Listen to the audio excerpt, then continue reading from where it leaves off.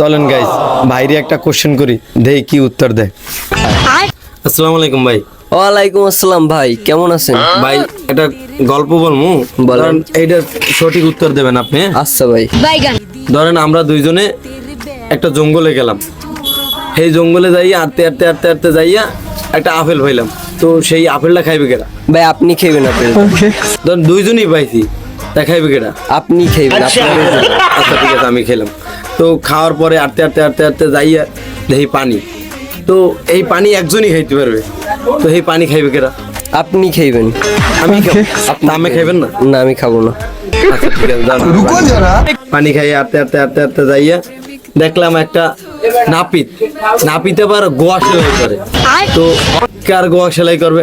একজনের গোয়া সেলাই করতে পারবে, কারটা করবে? আপনারটাই করবে। আমারটা করবে? ওই সেলাই করবে। আচ্ছা ঠিক আছে, আমারটা করুক। তো আমারটা করলো, এখন আটতে আটতে আটতে আটতে যাইয়া যাইয়া এবার দেখলাম একটা রাক্ষস, গোয়া মারে। তো কার গোয়াটা মারো ভাই? আমি হোগা পাইতে দিবেন, আমের গড়াই মারবে। আটকেন নি, আমেরটা তো খোলা ভাই, এত আমেরটা মারবে না আমেরটা মারবে। না ভাই, আমেরটা মারবে। এটা মোটা তো আটকে দিতে